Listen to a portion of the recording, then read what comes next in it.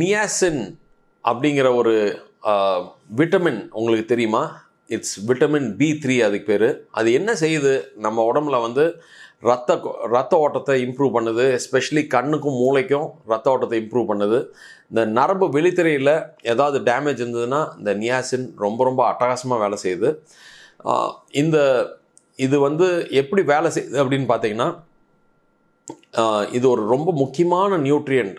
இந்த உணவை வந்து எனர்ஜியாக மாற்றுறதுக்கு மைட்டோகாண்ட்ரியாவில் மாற்றுறதுக்கு இந்த நியாசின் ரொம்ப ரொம்ப முக்கியமானது. இது டிஎன்ஏ ஏதாவது டேமேஜ் ஆகாமல் பார்த்துக்கிறதுக்கு இது வந்து ஹெல்ப் பண்ணுது. கொலஸ்ட்ராலை பேலன்ஸ் பண்ணுது. எப்படி பேலன்ஸ் பண்ணுது பார்த்தீங்கன்னா, அது வந்து ஹெச்டிஎல்லை இன்க்ரீஸ் பண்ணுது. நல்ல கொலஸ்ட்ராலை ஜாஸ்தி பண்ணிவிட்டு கெட்ட கொலஸ்ட்ரால் கம்மி பண்ணிடும். ரத்த ஓட்டத்தை இம்ப்ரூவ் பண்ணுது. மைக்ரோ சர்க்குலேஷன் சொல்லுவாங்க. சின்ன ரத்த குழாய் தான் இருக்கும் கண்லேயும் மூளையிலாம். அந்த ரத்த குழாய் வந்து இருக்கிற சர்க்குலேஷனை இம்ப்ரூவ் பண்ணுது. ஸோ இது மூலிமா கண்ணில் என்ன பெனிஃபிட் ஆகுதுன்னு பார்த்தீங்கன்னா, இப்போ மாலைக்கண் நோய் இருக்கிறவங்களுக்கு அந்த ரத்த ஓட்டம் இம்ப்ரூவ் ஆச்சுன்னா அவங்களுக்கு பார்வை இம்ப்ரூவ் ஆகும். அவங்க மைட்டோகாண்ட்ரியல் ஃபங்க்ஷன் சொல்லுவாங்க. அந்த எனர்ஜி அதில் இருக்கிற செல்ஸுக்கு வந்து எனர்ஜி ஈஸியாக ஸ்டிமுலேட் பண்ணிவிடும். அண்ட் டேமேஜ் ஆகாமல் அந்த மீனிங் அணுக்கள் வந்து டேமேஜ் ஆகாமல் பார்த்துக்குது. எது அந்த ஆர்பிஇ ராட்ஸ் கோன்ஸை வந்து டேமேஜ் ஆகாமல் பார்த்துக்கிறதுக்கு இது ஹெல்ப் பண்ணுது. இது வந்து நியாசின் அண்ட் அந்த CoQ10 ஒரு சப்ளிமெண்ட் அண்ட் அந்த NADங்கிற ஒரு சப்ளிமெண்ட் மாத்திரை இது கூட சேர்ந்து போட்டோம்னா இன்னும் ஃபென்டாஸ்டிக்காக வேலை செய்யுது. ஸோ மேக்குலர் டீஜென்ரேஷன் பேஷண்ட்ஸுக்கு இது வந்து இந்த ரெட்டின் பிக்மெண்ட் எபித்தீலியமை நல்லா பாதுகாப்பாக வச்சுக்குது.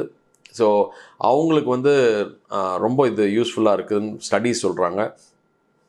அடுத்தது இந்த கொராய்டல் சர்க்குலேஷன், அடுத்த லேயர், ரெட்டினாக்கு அடுத்த லேயர் வந்து கொராய்ட். இந்த கொராய்டல் சர்க்குலேர் இந்த ரத்த ஓட்டத்தை நல்லா இம்ப்ரூவ் பண்ணுது. இந்த மேக்குலான்னு சொல்கிறோமே அந்த முக்கியமான மைய பகுதியை நல்லா ஸ்ட்ராங்காக வச்சுக்குது. ஸோ இந்த ட்ரூசன் சொல்லுவோம், மஞ்சளாக கொழுப்பு கட்டின மாதிரி இருக்கும் மீனிங் நரம்பு விழித்திரையில், அதையும் வந்து இது கம்மி பண்ணுது அப்படின்னு ஸ்டடீஸ் சொல்கிறாங்க. சர்க்கரையினால் நரம்பு விழித்திரை பாதிப்பு இருக்கிறவங்களுக்கு ரத்த ஓட்டம் இம்ப்ரூவ் ஆகிறதுனால அந்த இன்ஃப்ளமேஷன் கம்மியாகுது. இந்த கண்ணில் உள்ளார புண்ணு இருக்கிறது கம்மியாகுது. அண்ட் இந்த லிப்பிட் அண்ட் குளுக்கோஸ் மெட்டபாலிசம், நம்ம கொழுப்பு சத்து அண்ட் குளுக்கோஸ் வந்து அந்த மெட்டபலைஸ் பண்ணுறது ரொம்ப கம்ஃபர்டபுளாக பண்ணுது. அதனால் இரத்த குழாய்கள் வந்து டேமேஜ் ஆகாமல் பார்த்துக்குது, கண்ணில் இருக்கிற இரத்த குழாய்கள். ஸோ இந்த இரத்த குழாய்கள் விரிவடைக்கிற ஒரு தன்மை இருக்குது. இதனால் ஆக்சிஜன் நிறையா போகுது.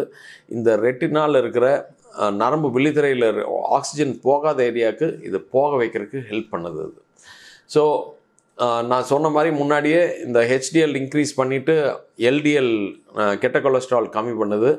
And NAD and NADH pathways மூலிமா தான் அது வேலை செய்யுது இந்த கிரெப் சைக்கிளில்.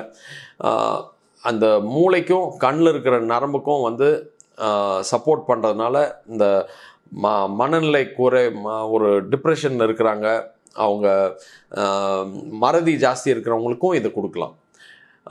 இது லிவரை வந்து சுத்தம் பண்ணுறது அண்ட் தோலை சுத்தம் பண்ணுறதுக்கு இது வந்து இந்த விட்டமின் B3 ஹெல்ப்ஃபுல்லாக இருக்குது.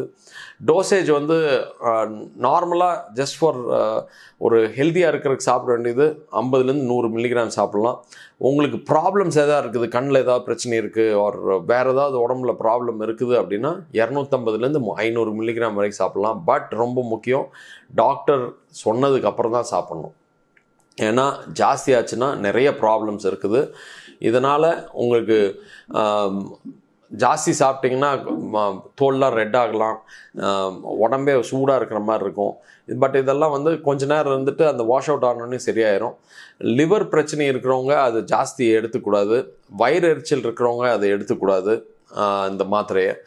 அண்ட் யூரிக் ஆசிட் ஜாஸ்தியாக இருக்கிறவங்களையும் அதை எடுத்துக்கூடாது, பிகாஸ் அதுவும் ஜாஸ்தியாக ஆகிறதுக்கான சான்சஸ் இருக்குது.